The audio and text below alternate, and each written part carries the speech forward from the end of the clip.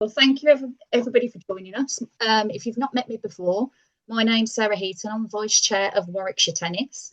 Really appreciate you all giving up your evening to join us on this meeting. We've got a few people that are going to be presenting to you today. We've got Matt Elkington, which I'm sure most of you know. He's been speaking as you've been coming in. So he's from the LTA. So really appreciate you giving up your evening to join us. We've got Ian Lang, who is a parent from one of our tennis clubs in the county, just to talk about his experience with his son that plays tennis and how being inclusive at his tennis club has helped his son develop in more ways than just his tennis. We've also got Matt Hillman on the call, so two Matts, so please don't get confused. I normally do. So Matt Hillman is our local link with the LTA. He is the open court lead for Warwickshire. And then once each of those have had a chance to just update you on how they can support you and the impact the Open Court programme has had for them, we'll loop back into an update from the county, and then you should be free to enjoy the rest of your evening. Okay, perfect. Easy. I'm gonna share my screen, so bear with me. Let's see if we can. It's all right. When we do this, you need like awkward lift music, Sarah, don't you? Something just to hold the crowd. All right, can you see that okay? Yeah, all good. Perfect. Okay, brilliant. So as I said, that's the order of play we're going to run through this evening. If this is a completely safe space, so please don't worry about asking anything that you might think might be a silly question. Please do speak up. We've got plenty of different experts on the call, and it's worth asking the questions now while we can get the right answer for you. So just speak up as we go through the presentations. Before we start, I thought it might just be useful to just explain a little bit about what the tennis landscape looks like in the county, where we're starting from. So Open Court isn't a new programme from the LTA, but it is something that we're really passionate about growing in Warwickshire. I'm the lead on the board for disability, so this is why I'm speaking to you this evening. We've got currently 31 Open Court venues in the county, and only 17 of those are actual traditional tennis clubs. And with over 80 clubs in the county, we've got quite a way we can still grow the programme. We really are committed to making sure everybody who wants to play tennis and paddle has the opportunity locally. So that's why we've put this meeting on this evening, to just explain a little bit more about how we can support your venues if you'd like to get involved. Matt, over to you. I think you're next on the presentation. Okay, mate. Okay, awkward lift music. Proceed. There we go. Okay, nobody look at the amount of slides and panic. Okay, so yeah, thanks, Sarah. That was awesome. If my microphone goes, Sarah, I can see you on my screen. Can you give me a wave and say that's rubbish? Do it again. So as Sarah said, I'm the unimportant Matt on this call for you lot. I'm the kind of, forget about the job title, but it's all things disability tennis at a grassroots level for the LTA. And one of my responsibilities is to oversee the Open Court programme. And the Open Court programme is our driver to get disability tennis out there in as many venues as we can up and down the country. So as Sarah highlighted, Matt is one of 38 Open Court leads across the country who have been doing an excellent job. The programme's been running for over 15 years. Some of you may have heard of it, some of you may not. Currently, we are Sport England funded, and they are funded, the LTA and the Tennis Foundation as was, in order to really give disabled people a choice. Okay, so we talk about venues being inclusive, and a lot of you as venues may have disabled people with various impairments just engaged and onboarded in as members in your club. But also there's the opportunity for us to have impairment specific programs, which is where the Open Court program comes in. And that's kind of what we want to talk about with you guys tonight. Initially, the program was focused on wheelchair tennis, but we've grown exponentially since then. And I'm going to go through the kind of the different choices that we have in terms of who we could get engaged with as a tennis venue. And there are 4 clear mechanisms for support from the Open Court programme. One of them is through small grants that comes out from us through the county, through to venues. On top of that, we have equipment packages to support people to open up the sport to whoever that community audience might be.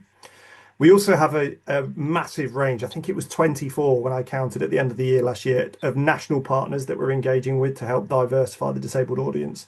And again, I'm going to give you a brief example of that on this call tonight. And then the other expert thing that you've got is Matt Hillman. He is somebody that's got a great amount of experience of delivering disability tennis, but also knows who you could go and speak to go and get that advice, where you could go and get for some mentoring, where you can go and shadow a coach to see what VI tennis looks like, for example. So it's important that you guys know that there are 4 mechanisms to support in the Open Court program.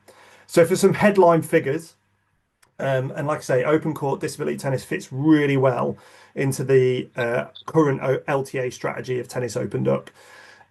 Last summer, we saw well over 18,000 disabled people pick up a racket through the Open Court program, which is excellent. The biggest disability sports program across all sports in the UK, so something we should be really proud of. I say we as if I do any work from my PE store cupboard in Sheffield. It's all down to the venues of what we're delivering. Last summer, we saw well over 750 venues engage in the Open Court program and deliver some form of disability-specific programming, which again is excellent. We're aiming for well over 850 this year, with a huge growth coming in Warwickshire, Sarah. But one of the headline figures I wanted to highlight, I think, is 19.4% of the population have a disability or long-term health condition in the UK. That's a huge number that if we really understand who our local audience is at our tennis club, we could really engage with them. They could be another membership base. They could be another income for the club. They could be another program for you as a coach to deliver. It's about knowing who are local to us as audiences. So 2 buckets we fill in the Open Court program. As I said, we've had well over 18,000 people pick up a racket, which is great. And that's what we would class as like, that's our numbers. That's the SEN school delivery. We get a lot of day service delivery, a lot of in-care or in-supported settings activity, which is great. I class it as therapeutic. Where I want Warwickshire to go is in the second bucket of quality and coverage. So, for example, Ian's going to talk to you about a new learning disability tennis program, which we've started in the north of the county, which is a community-facing program. That is what we need across all our impairment groups that I'll talk about later on. And I've got John Dudek, for example, on the call from Billesley with our wheelchair tennis program. And it's about understanding, do we have coverage? Are we enabling disabled people to travel a decent amount of time to get to a session? Instead, I've got a program. I did this morning in Yorkshire. I've got a lady traveling from Harrogate all the way down to Sheffield to come to a VI tennis program. That's well over a 2-hour journey via 2 trains and a taxi. Well, that's not necessarily very inclusive or under the mantra of Tennis Opened Up. So it's about designing things that are kind of community and person led. So important that you guys know that's where we're kind of focusing. Here's a quick graph. I'm not going to go through this one too much, but you can see how the Open Court program has grown. That's the last 2 years of data that comes out. Some of you are already within our grasps of data collection. What I did want to point out with this is when we do come out with a survey request for data, please tell us your story. Okay, as I say, that's not me then coming back and shouting about all this brilliant work that I'm doing in Warwickshire. It's shouting on your behalf in Warwickshire. If we can increase participation in Warwickshire, as you can see from this slide, we've got Yorkshire highlighted from this morning, but just above it is Warwickshire, which recorded 696 monthly disabled players last summer. For a county Warwickshire size, Sarah and I are committed to seeing that double over the next 18 months or so. So again, how can you guys to support us to do that? But also, how can we support you to engage those disabled audiences? So important to know where we are in the kind of grand scheme of things from a county-led side of things. So as I mentioned, we've got over 24 national partners, and some of these I just wanted to reference here tonight. So again, how this could ladder down to maybe a program at your venue. I'm not going to talk them all through to you, but obviously you'll be aware of Age UK. We've got a great partnership with them and Parkinson's UK, which are leading to the development of brand new walking tennis programs designed to be friendly for people with long-term health conditions.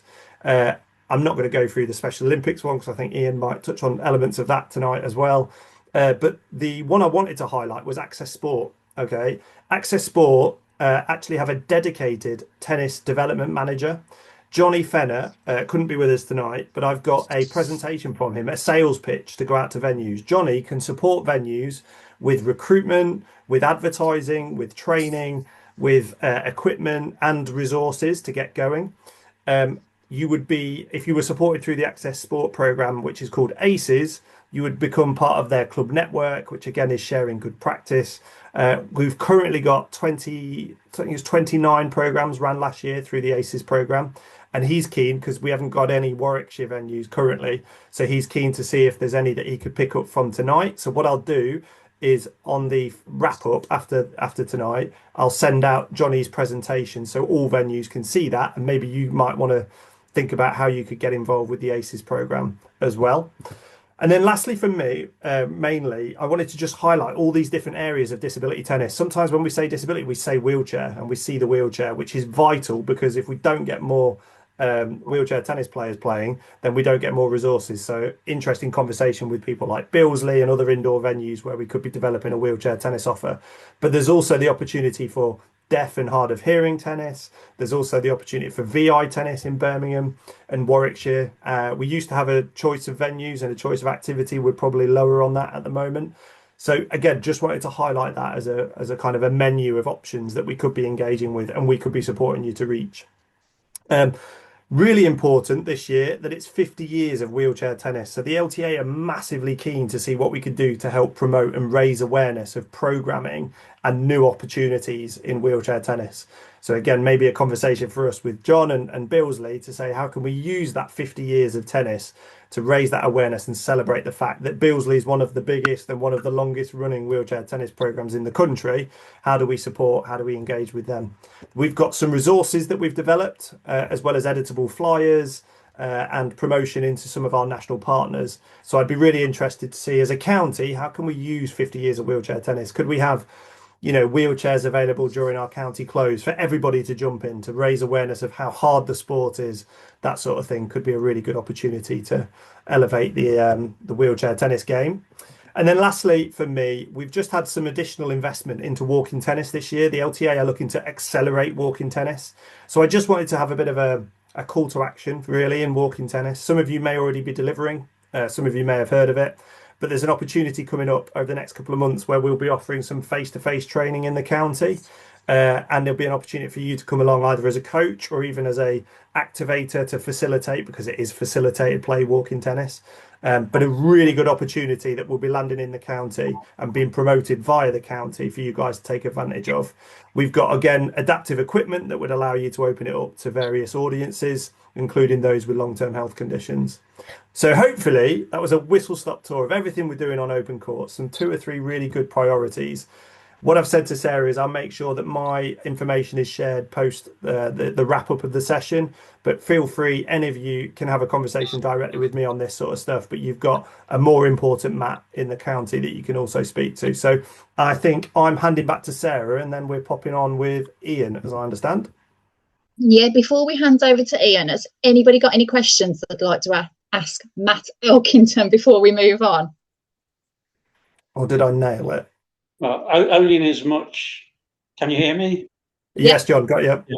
Only in as much that you keep referring to venue, this, venue, that.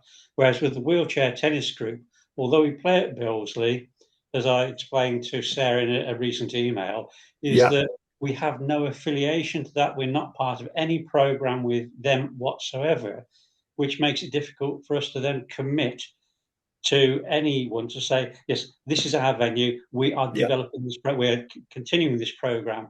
So we feel a bit out on a limb in as much you refer to venue all the time, and in fact, we really don't have a venue. So, John, really good point. But when I'm saying venue, to me, I couldn't care less if it's a tennis club, if it's a community group, or whatever else. I do already support tens of nomadic clubs, and with Mabs and the guys and the way you guys have got it set up, you are your own body, right? The wheelchair tennis club. So there's still opportunity. Every support mechanism that we have there for Open Court is available to you, even though you're not a fixed venue as such, John. And not, well, even worse than that, we're not even a registered club. We have no rules, regulations, no committee, no nothing. It's just Mab books everything, and I help out with the coaching and the sort of wheelchair maintenance, that sort of thing. So we're not a structured club in any way whatsoever. So again, signing agreements, where do we go for things like that? Can be challenging, but again, I'm happy to be flexible with these sort of things, John. I know it's never as easy as we would like it to look or to feel. But what I would suggest is I think there's a conversation there, John, for Sarah and yourselves and Billesley. I know you've been based there for so many years, but as you say, Yeah. it's not necessarily a Billesley program. It's a program that you guys run and you rent the courts off Billesley, and it's how we get that kind of bigger ownership. I think you've probably got the right person's ear to help you kind of maybe have that sort of dialogue and conversation with the county and Billesley. Okay, thank you. Thanks, John. Brill. Okay. I think we'll hand over to you, Ian. Perfect. I have no slides, I'm afraid. I'm not looking very professional. No slides, no music, no nothing at all. Even my laptop didn't work, so I'm on my phone. But I'm a dad. I'm a dad. I'm a dad of a young man who is passionate about his tennis. James started to play tennis when he was 8. We used to go down to. I'm very conscious Norma is here. We used to go down on a Friday night to the Sutton Coldfield Junior Night, and we'd be the parents standing out 1-to-1 with our son because James has a learning disability, so he'd miss his go or whatever. So we'd be standing out there helping when all the other parents are enjoying refreshments in the bar. But James is 23 now, and when you're the parent of a child with special needs, when you're in education, it's all quite cozy and you're looked after. And James would get picked up in a minibus and he'd go off to school, and then he'd go off to college and come back and he's occupied and we can get on with work and all the sort of stuff we do. He left education at 20 and he moved into the adult social care system. The adult social care system, at the best of times, is a basic facility. In the current times, it's not a fantastic place to be. So it is really, really important for us that we found something meaningful for James to do with his time, and tennis is absolutely a huge part of that. The LTA talks an awful lot about tennis opened up, and tennis opened up means something to everybody, no matter how you play. If you're a young person with a disability or on the margins of society, tennis can be so important. Tennis can literally open the world up to you. It can open up community, it opens up fitness, it opens up friendships and relationships. We're going down to Welwyn Garden City tomorrow night. James has to pack his own case. He has to remember his toothbrush. All of this sort of stuff builds his independence. When we check in at the hotel, James will do the check-in. So he's going down to play tennis, but he's also going down to see friends who are like him, to compete on an even basis. We'll meet for dinner at night. So the tennis is the core of it, but it's so much more for him. Matt touched on how well tennis is doing in comparison to lots of other sports, but also recognizing there's an awful lot more that could be done. 2 years ago, James had nobody to play with in the whole of the West Midlands. I contacted the LTA politely. This isn't a dig at anybody. I contacted the LTA and basically said, my son has a learning disability. He plays tennis once a week with a coach. Can he play with somebody in the West Midlands like him? And the answer came back, Leicester and Pershall. So again, similar to the lady I think you referred to, Matt. I mean, that's a 2-hour round trip for us to find somebody like Matt. And 2 years down the line, with support from Matt and Sarah and Warwickshire Tennis, we now have something where James has gone from playing tennis 1 hour a week with a coach, and then when we went to play competitions, it was like he was hitting a target. If his competitor moved to the right, James would hit the ball to him. If his competitor moved to the left, James would hit the ball to him. And that came with years of one-to-one coaching, where all he's doing is hitting the ball back and forward at a coach. Now we've built something with the support of Warwickshire, with the support of Sutton Coldfield, with the support of the LTA, and Special Olympics and MenCap. we now have a group, and we play every Tuesday night, and we're still humble, and we have probably 10 to 12 on average a week, but from 1 to kind of 10 to 12. We have a spin-off group now playing at Billesley as well. So there's 2 or 3 of them now at Billesley as well. And word of mouth kind of get some momentum in this. James plays competitively. We're in Welwyn Garden City. We're in Leeds. I think we go to about 8 or 9 tournaments a year. James loves it. Warwickshire are putting on their first ever learning disability and autism tournament as part of the Lexus Championship in Birmingham, which is like the definition of inclusion. I mean, there will be our group and people coming from, there's a chap coming up from Canterbury.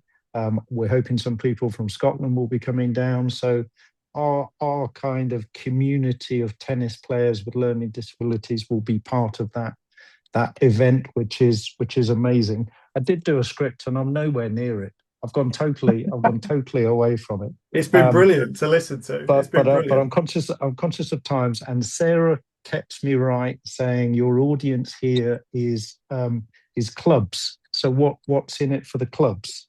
And Matt, you touched on the same point here. So most clubs, I think, are very proud, rightly so, that they are community clubs where people from the community come and play, and that's fantastic. For me, true community is when you look at your club and there are representatives of all parts of your community there. Everybody that's a minority and marginalised, and therefore, to be truly a community organisation, I kind of think you need members from all parts of the community. And listen, it's hard. I mean, I've worked for a year now with our Special Olympics group, and I've managed to get 10. And I'm in the game. You're in the world. Exactly. Yeah. I know the communication challenge, and I'm also on the board of a special college. So I'm well connected. So I'm not saying it's easy, but I would ask you, please go out there and look for these people. Benefit for the club. I've watched the coaches at Sutton Coldfield grow. So they may be educated or taught in terms of the LTA and here's how you teach people with disabilities. Until you're doing it week in, week out with a group of, I mean, we have 10 or 12 and 10 or 12 different people you couldn't imagine. So for me to watch the expertise and the confidence of coaches grow, not just in terms of dealing with the individuals and teaching them how to play tennis, but dealing with pushy parents, dealing with carers, all of that sort of stuff. So I think it's fantastic for coaches. Matt, you mentioned income. Again, I'm conscious Norma's here. We've had a court 50 out of 52 of the last year, so that's 50 weeks, both coach and court hire. I'm currently on bended knee with Chris and Ryan trying to get a second coach and a second court because we need to differentiate our players. Challenging for the club, I know, because resources are limited, but that doubles the income. What a good problem! What a good problem to have. Well, exactly so. So we've now got entrants for the learning disability and autism tournaments, but it's quite a step up from knocking a ball around on a court to actually turning up with an umpire and adhering to the rules and being able to play. So we're trying to differentiate our group and get a second court, but double income for the club. Profile. So I think Sutton Coldfield is quite proud when Sarah does a social media post saying, here's James, he's been up at Leeds, he got a silver medal in singles and a gold medal in doubles. I see it get shared around our Sutton Coldfield Facebook community groups. So I would like to think that kind of thing does Sutton Coldfield Tennis Club no harm at all in the general Sutton Coldfield environment. And just in terms of clubs who have no involvement on this at all, the support from Matt, both financially, we got a huge big starter pack. I can't remember if that came directly from the LTA or from Dan Maskell, but fundamentally Matt sorted that for us. So when our young people turned up the first week, we had rackets, balls, net, sponge balls. We had all sorts of equipment for these people, all brand new, coming out the wrapping, which is exciting for a bunch of young people with a learning disability. And then Warwickshire and Sarah and Tom have been pushing this right from the start. So really, anytime I ask for something little, I get something a load bigger coming back. So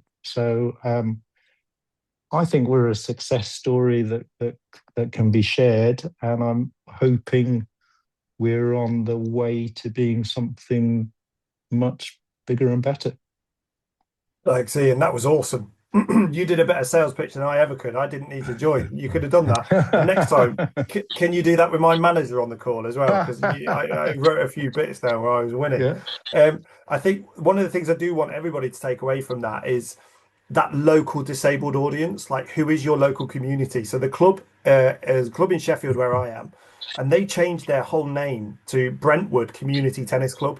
And as soon as they did that, they started to access so many more grants, because they don't seem to be a closed members club anymore, or only just a closed members club. But also they then went and found a local care organisation. They went and found that they had a mental health charity that used to do boxing in the area. Then they've found that they've got an older people, Age UK, what's the health walks in a park right next door to them. So guess where the health walk now starts and finishes? At the club. So the club are now getting an extra income by this older age group coming in, and then guess what? Loads of them stick around to do walking tennis. It's just those clever ways, like Ian's talked about being proud of what that local community looks like. You sold it better than I ever could, but I think that's a really nice call to action to finish on, Ian, is to kind of find out who that local audience is and how could you make that impact for them. Thanks for that, Ian. Pleasure. If I can, as Norma from Sutton, just to say that I would just like to reinforce what a positive thing it has been for us in the club, and we now have got a number of young men, actually they happen to be, who play on men's night with the members and with their carers sometimes, and there have been the odd occasion when meltdowns have happened, and it's been a learning curve for everybody involved. And however, what I would say is that one young man who Ian will probably know, Sam, who's with us, his life revolves around Sutton Tennis Club. He absolutely loves it, and he doesn't live with his parents, but they came down the other week with their gorgeous dog and to see us all, and they said to Chris, you've changed this child's life, because he loves the tennis and he loves being with people. I would say, and I'm sure Ian will agree with me, it isn't something to take lightly. You've got to prepare for it. You've got to make sure that the situation is right. Yeah. And I have to say, not every member is awfully happy. Sometimes, you have to work with it. But the joy and the enthusiasm and so on is amazing to see, and we're delighted we do it. And thank you for saying that, Ian. Yeah. Norma, that was brilliant. That was like he set you up to do that. So thanks for doing that. And I think you're absolutely right. Being fully on board is something that we're always looking for, and the example of, James hitting with a coach once a week, that's a lovely example of his tennis journey getting started. But where you're getting to now is what I would like classes like true inclusion, like people being able to be themselves on their tennis court and at their tennis club. And as you say, yeah, there will be members that maybe think, what the hell is this? And why are we doing this? And we don't understand. But do you know what we're doing there? We're changing culture, and the culture takes time to change, and people need educating on this sort of thing. So thanks, Norma. That's awesome. And awesome to get a kind of real view of it as well. So thanks for that. Can I just say, Go on. It's like you're in a disco, Carol. it is, isn't it? Maybe I shouldn't talk. No. Hold on. Everyone go on mute apart from. Oh God. Is that any better? No.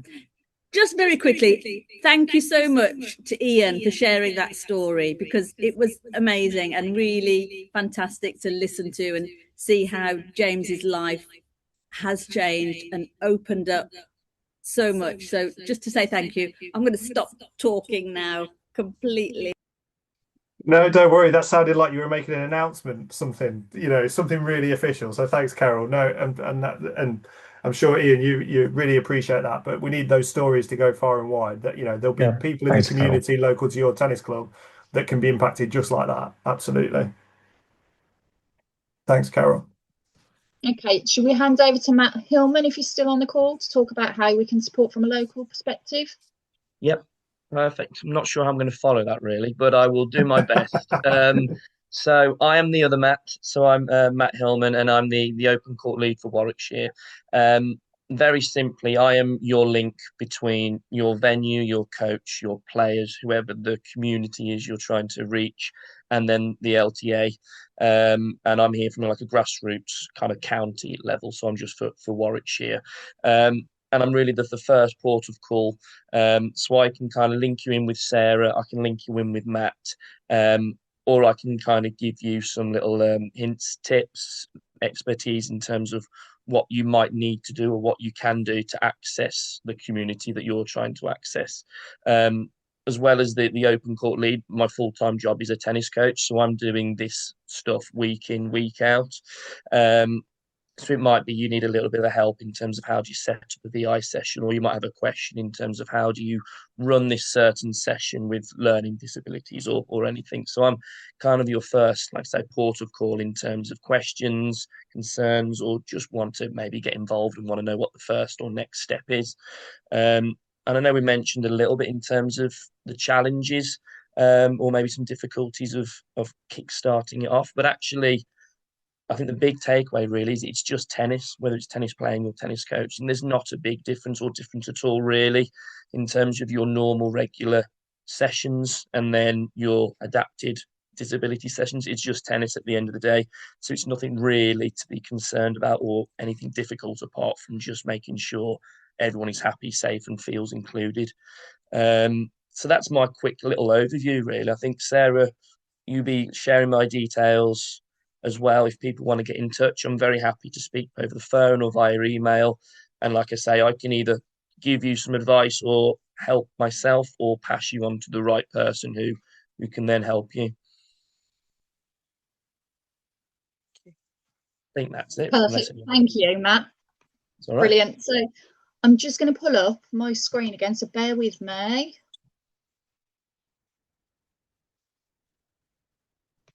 I've just got a few slides to run through just before we finish up.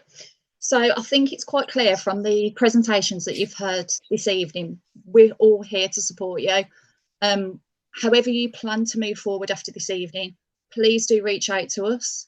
We're here to offer advice and support. We can help with training for coaches and for activators. We can help connect you with local organisations, help promote any sessions that you choose to run, give guidance on funding opportunities and what equipment you may need to run the sessions. Obviously, Matt Elkington has got access to a library of resources and guides to help deliver sessions, and also with competition opportunities as well. But what I thought might be useful to just go over is to explain a little bit about what we're trying to achieve as a county. We've obviously explained how you can get involved as a venue, but if I was listening as a venue, I'd almost think, well, what are you hoping to achieve as a county? What are you doing to raise the profile of the sport, being inclusive? Well, what we've decided to do as a board is to focus on a few key areas that we really want to make an impact across the county delivery. As Ian stole my thunder slightly earlier, we are planning to host our first learning disability and autism tournament. I'm really proud that we're hosting this event on the 30th of May for a county of our size. It's embarrassing that we've not done this sooner. This is a regional level event, which, to those of you who are familiar with the competition landscape, that's a level 3 tournament. That is the only tournament that these players can access at the moment. So we're starting with the LTA competition framework in mind, and we're hoping to expand this further. So this is just a start for us. We're also going to be hosting an inclusive festival. We did this last year at Billersley, and it's open to schools, colleges and day centres to come along free of charge. It was really successful last year. We had 60 people come along and participate. What let us down was exit routes. We had all these people there that wanted to continue playing tennis, and when we mapped out where their local venues were, we hadn't got the sessions that we could signpost them to. So that is what we're hoping we can, from this call, get more venues on board, hopefully have more opportunities for people to continue playing.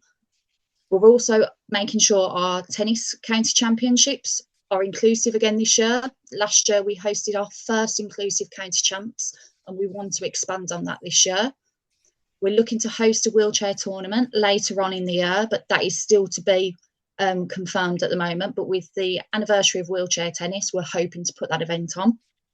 We're also going to be offering some more training opportunities for coaches and activators. Obviously, we're looking to grow more venues, taking part in the open court programme, which is the purpose of this evening. We'd like to try by the end of the year to have 2 hub sites in the county that are our main flagship inclusive tennis venues, geographically spread to help people accessing opportunities locally to them. And we're also obviously looking at how we can make paddle inclusive as well as we move forward. I'm conscious I can't see you all how I'm sharing my screen, but if anybody has any questions, you want to shout them out, and we can, between us all, help answer anything that you may have thought of during the presentations. Can I just make a bit of a statement as much as anything else, rather than a question? With all the disability options for tennis currently available, virtually all of them are capable of being delivered at a conventional club situation. Wheelchair tennis, which is obviously my favourite, requires a lot more adaptation of facilities of an entire club, which, if you have an inquiry from one wheelchair member, and possibly you might think, well, we've got to spend £10,000 to make that our courts, our disabled toilet facilities, our access to the club accommodating for that one person. Would your club go ahead with it? So my thinking is that through this sort of network, if you have that one person that comes to your club, Billersley is the place to signpost them. It may be a bit of a distance to travel for most people, but we have chairs available. We have a commitment to playing from any standard, and rather than those wheelchair tennis players play with wheelchair tennis players. I have had instances, as Ian mentioned it with his son, that a wheelchair tennis player belonged to a tennis club. The only time they played was when they paid for coaching. So I think they gave him a beneficial rate for membership of the club, but nonetheless, still it was costing him sort of £25 for his coaching session every week. And when you add that up to the cost of, instead of a subscription, if you can maybe get 1 hour of tennis a week, it's not very cost effective. No, really good statement, John. I think with wheelchair tennis, you're absolutely right. We do get the picture, don't we? Especially because we see wheelchair tennis at Wimbledon and, you know, the Paralympics and stuff. I get so many venues that are like, oh, I'd love wheelchair tennis at our venue. But as you say, are you in the right location? Which Billersley, being city centre, is the right location. You'd be surprised. Yeah, but then to think to themselves, am I the right location for that person to come in and play? Am I fully accessible? Because we might be able to get the player onto the tennis court, but can I get them into the clubhouse so they can be part of the club? And exactly, I think that's where your call to action, John, is absolutely right. We should be signposting players to a normally an indoor tennis venue or an indoor tennis centre like Billersley, or we used to have University of Warwick back in the day as well. It's those sort of sites where we want to make sure we've got the opportunities for wheelchair tennis. So absolutely a fair flag and a good flag, I think, to venues. And of course, with wheelchair tennis, it's a case that someone says or turns up in their day chair to a tennis club and saying, "I'm looking to play wheelchair tennis. Can you help me?" And the club says, "Well, have you got a tennis wheelchair you can play in?" Yeah. What happens first? Does a club acquire tennis wheelchairs and let them sit gathering dust until someone comes along, or do they expect the player to spend £2,000-3,000 on acquiring a decent wheelchair before they can even begin to start playing tennis? I completely agree, John. Completely agree. And in terms of wheelchairs, that can be a challenge to access and try and find. We did do a survey last year. We've got a record of a certain number of chairs that are being laid dormant, that aren't being used. But again, that is a challenge. But for us in Warwickshire, John, at the moment, it would be how can we help signpost people to come through to Billersley, to the programme that you guys run so brilliantly for so many years, and how can we support more players to do it? Absolutely. We as you probably are aware, that Mab and I do go out to disability functions throughout over the years. We've done a number of them, and people come and try our chairs, have a go, and they say, "Oh yeah, we'd love to come," and then we never get anything come back from it. So despite we're putting ourselves out there in the area and being highly visible as the providers of wheelchair tennis across Warwickshire effectively, it's very difficult to actually get people to turn up. So we're one of the largest groups, but we've probably got about a dozen players regularly. Yeah. But it is a difficult sell, isn't it? Tennis can be one of these things where we've got a stereotype of what people are thinking to turn up to tennis, and it's a big step for somebody. But I think one of the things coming out of tonight, John, that I think I want you to go away with is feeling like you've got somebody in Sarah and Matt who you can kind of call upon, and let's have these conversations. Let's make sure there is a stronger link with Billersley, and let's make sure there is some sort of community link. And if there is an opportunity we can take advantage of, how else can we do it? And it doesn't have to be John and Mabs. It could be that we could, partner with other people to support you to do that's that. The thing, it falls on the shoulders of those who've been doing it for 15, 20 odd years. And there comes a time when, we're all getting a bit older and longer in the tooth that we can no longer do these things. I know that Sarah has already said to me that we'll be in contact after this meeting so we can take our case, hopefully further forward. Super. Maybe sort of develop other ways of identifying how to attract, retain, or just make the rest of the county aware of what is available within the Birmingham area for anyone that's interested in wheelchair tennis. It's a great flag, John. Thanks for that. Really appreciate your input. And of course, I say, any club out there that hears about it, if anything, if you want just advice, a chat about wheelchair tennis, then please get in touch with us. We can help you and offer advice at any time. Perfect. Thanks, John. Really good. Any other questions? No, I've just got one more slide. Sorry, I keep sharing my screen. No, I think Carol, were you going to announce something again in your on the PA? Do you want to give it a go? Oh no, you're on mute. Can you hear me now? Yeah, all good now. Oh yeah. I was just going to say I'm really enjoying this session tonight. And I'm particularly interested in the walking tennis that you mentioned, Matt, and the training for that. Okay.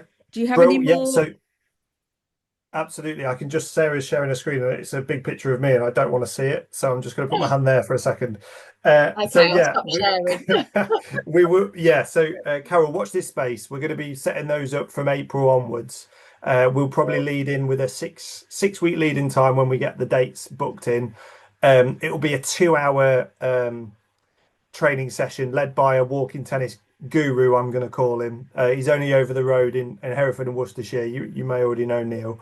And he's done some excellent work where we're trying to combine and almost attract other people as well to deliver walking tennis, because as it says, it doesn't need to be a coach. It could be an activator. It could be somebody with a competent expertise in tennis. And how do we engage with our local audiences around Parkinson's or dementia, etc. So absolutely, Carol, we'll keep you linked in with that. Yeah, Alison will make sure she shares all the details, so we'll make sure everybody's aware in the county. And last slide, Matt, I'm sharing, so bear with me if it's your face that comes up again. That's okay, I'm not looking. Okay, so just to wrap up, next steps. So obviously you've had a lot of information this evening. Probably some information you already knew, some new information. Take the time to digest that. Have a conversation with people back at your venue. Speak to the coaching team, anybody that you'd like to help deliver. Have a think as a committee or club volunteers, session volunteers, what you'd like to take from this evening. Try and identify potentially one inclusive opportunity that you could introduce, whether that's learning disability, visually impaired, obviously wheelchair tennis we've just spoken about, walking tennis, or being more inclusive for the junior programs you run. Once you've had a conversation and identified the area that you think would best suit your community and your venue, have a look at the organisations around you, see if there's demand there for them to work with you in setting something up. Contact us at the county, speak to myself, speak to Matt Hillman. If we don't know the answers, we will seek support from Matt Elkington and we will help you to get something up and running. All we're asking is to maybe start with a pilot session, see what's possible, but just make that start, that first step. You might surprise yourself at what that impact has for you as a venue. Okay, and that's everything from me. Let me just stop sharing my screen. And just before we close the meeting, is there any last comments or questions from anybody? No, that's fine. Thank you, Sarah. Perfect. Well, thank you ever so much for joining this evening and for your interaction and for just wanting to be part of helping us to challenge the perspectives in the county and make it more inclusive for everybody. This is just the start for us in the county, and if you want to be part of the journey with us, we'd welcome your support. But thank you for giving up your evening and for joining us.